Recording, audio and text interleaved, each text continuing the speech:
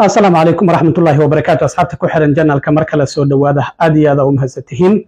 وهبينمو 4 يسي بحيسو قميصنا يسو قليسو أنا قولي أفرتي جون أي نوتاي لكن دادك قار شنتي بشي جون أي أوتاي وانا مالنتي ساقالاد عرفوها لغا فايديستو سونك أن سونتو لبسانو oo dambi dhaafa ayuu dhigma war degdeg ah ayaan rabaa inaan idila socodsiiyo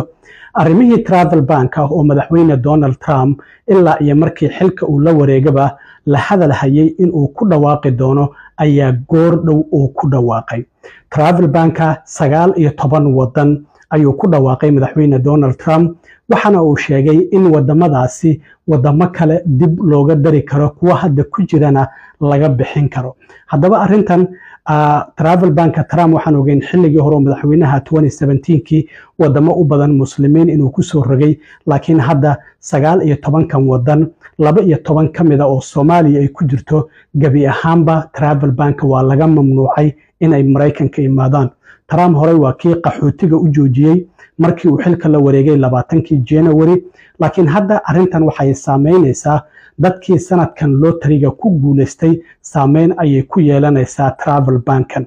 Trump marka waxa travel bankan uu dhaqan gelayaa habeenimada Isniinta ee soo socota saqda dhexe 12ka habeenimo iyo 1 daqiiqo ayuu dhaqan gelayaa oo 9ka June ku beegan ayaa travel bankan uu si rasmi ah u dhaqan gelaya Isniinta ayuu dhaqan gali doona oo bishan June ay tahay 9 haddaba 12ka wadan oo Soomaaliya ay ku jirto oo Trump uu ka mamnuucay inay Mareykanka imaadaan waxa ay kala yihiin Afghanistan Myanmar oo sidoo kale Burma loo yaqaano Republic of Congo Equatorial Guinea Eritrea Haiti Iran Libya Soomaaliya waa ku jirtaa Sudan iyo Yemen 6 kamida wadamadaasi waa Afrikaan sidoo kale waxaa jirta 7 wadan oo la xadiday ama la adkeynayo qaabka visa ahaan ama Mareykanka ay ku imaan karaan aada loo adkeeyay heightened restriction waaye restrictionskan dadka wadamadaasi ka imaanaya oo doonaya Mareykanka qaabkay ku imaanaan baha ku imaadaan wadamadaasi waxa ugu horeeya wadanka Burundi oo ah wadan Afrikaan ah Cuba ayaa ku xigo Laos ayaa ku xigo Sierra Leone oo Afrikaan ayaa ku xigo Togo ayaa ku xigta Turkmenistan iyo Venezuela 3 kamida waa Afrikaan marka guud ahaan 9 wadan oo Afrikaan ayaa ku jirta 19 kan wadan oo Trump xayiraadan uu ku soo rogay marka Trump wasidaan idin sheegay hore waa kii qaxootigii u joojiyay oo ma muuqata hadda Trump wada uu doonayo inuu dib u bilaabo qaxootigii Mareykanka la keeni jiray marka Trump muuqaal kooban oo 2 daqiiqo iyo 24 second ah ayuu soo galiyay bartiisa socialka waxa uu ku bilaabayaa weerarkii ninkii u dhashay wadanka Masar axadii uu u geystay dad Yahuuda oo mudaharaad sameynayay oo magaalada Boulder ee gobolka Colorado oo 15 qof hadda la sheegayo dadka uu gubay oo waxyaabaha hol ay ku tuuray ay jiraan intooda badan isbitaalka soo baxeen laakiin hal qof ayaa isbitaalka ku jira ayuu leeyahay marka Trump arrintaas isagoo ku saleynay waxa loo maleynayaa ninkaasi maadaama wadankan visa uu ku yimid waliba dalxiisa xilligii Biden viisihiisi markuu ka dhacayna uu sii joogay arrintaasi inay soo dedejisay in Trump uu ku dhawaaqo travel bankan 19ka wadan ah marka waxa uu sheegay Trump dhawaan waxa uu yiri weerarkii argagixiso dadka Mareykanka lagula beegsaday magaalada Boulder ee Colorado ayaa waxa uu leeyahay arrintan sabab u ah in travel bankan lagu dhawaaqo waxa uu sheegay in dad ajnabi ah oo wadamo kala duwan ka yimid in oo wadanka ku yimid viiso ama si ku meel gaar ah ku joogaana viisahoodii markii uu ka dhacayna sii joogay dadka noocaasi oo kala ah uma baahnin ayaa Donald Trump uu leeyahay waxa uu yiri qarnigan 21aad weeraro argagixiso ayaa mid waliba midka kale uu ka dambeeyo ayaa waxaas fulinayay dad ajnabi ah oo wadankan visa ku yimid viisahoodii markii uu ka dhacayna sii joogay waxayna dadkaasi ka imaanayeen meelo badan oo halis ah ama qatar ah oo guud ahaan caalamka ku kala yaala waxa uu yiri siyaasadihii xadka iska furan ee Biden ayaa waxa ay sidoo kale sababeen in malaayiin qof ay Mareykanka si sharci darraha ay ku soo galaan mana aysan ahayn dadkaasi in ay wadankeena ay yimaadaan waxa uu yiri waqtigii hore oo aan wadanka madaxweyne ka ahaa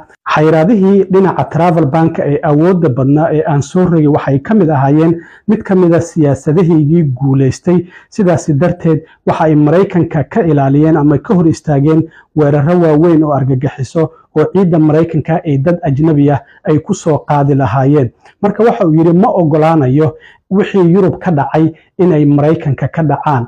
taasina waxa uu yidhi waxay tahay sababta maalinteedii ugu horreysay oo aan xafiiska dib ugu soo laabtay aan ku amray wasiirka arrimaha dibadda in uu dib u eego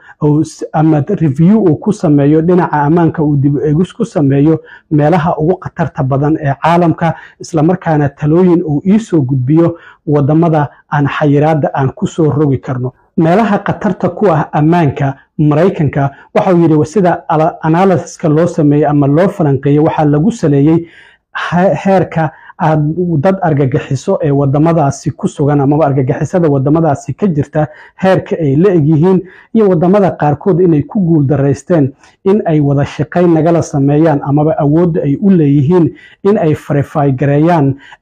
dadka wadamadaasi ka imaanaya oo Maraykanka imaanaya, ama sidoo kalena wadamada qaarkood ma ilaaliyaan oo xogtaasi meel ma dhigaan xogta dadka dambiilayaasha ah ee wadamadaasi ka jira. marka waxa uu sidoo kale sheegay in ay jirto dad kale oo iyaguna wadamada ay nooga yimaadaan marka imaadaan oo visa ay ku imaadaan, viisahooda marka uu ka dhaco aan Maraykanka ka bixin oo iyaguna Maraykanka sii joogo. marka wuxuu yidhi anaga waxyaabahaasi oo idil fiirinayna, wuxuu yidhi ma sii lahaan karno immigration amaba soo galooti ama xad iska furan ma lahaan karno. sidoo kale waxa uu yidhi wadamada aan si ammaan ah oo la isku halayn karo aan u baari karin dadka Maraykanka imaanaya, wadamadaasi waxa uu yidhi uma ogolaan karno inay Maraykanka yimaadaan. taasina waxay tahay sababta maanta aan wareegtadan u saxiixayo oo aan xayiraad ugu soo rogayo wadamo ay ka mid yihiin Yemen, Soomaaliya, Haiti iyo Libiya iyo kuwo kale oo badan. marka waxa uu yidhi inagoo eegayna khatarta wadamadaasi dadka ka imaanaya nooga imaan karta,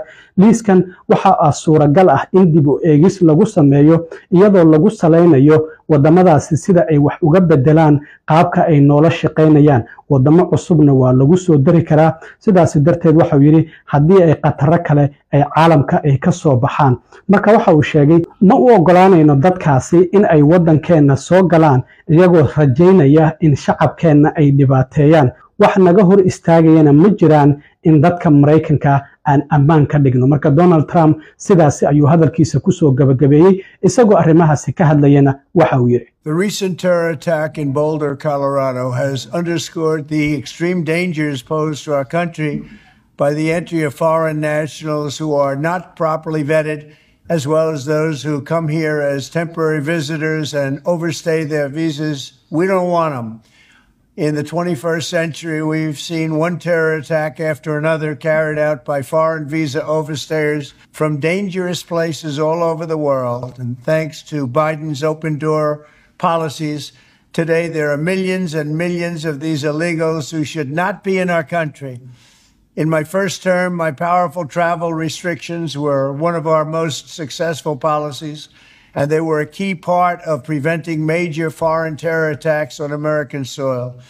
We will not let what happened in Europe happen to America. That's why on my first day back in office, I directed the Secretary of State to perform a security review of high-risk regions and make recommendations for where restrictions should be imposed.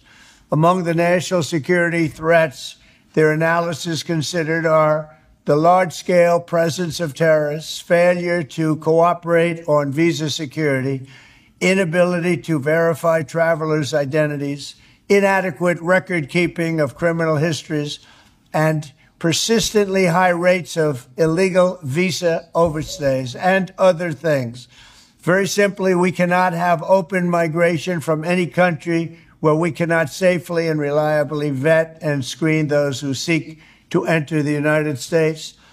That is why today I am signing a new executive order placing travel restrictions on countries including Yemen, Somalia, Haiti, Libya, and numerous others. The strength of the restrictions we're applying depends on the severity of the threat posed. The list is subject to revision based on whether material improvements are made, and likewise new countries can be added as threats emerge around the world.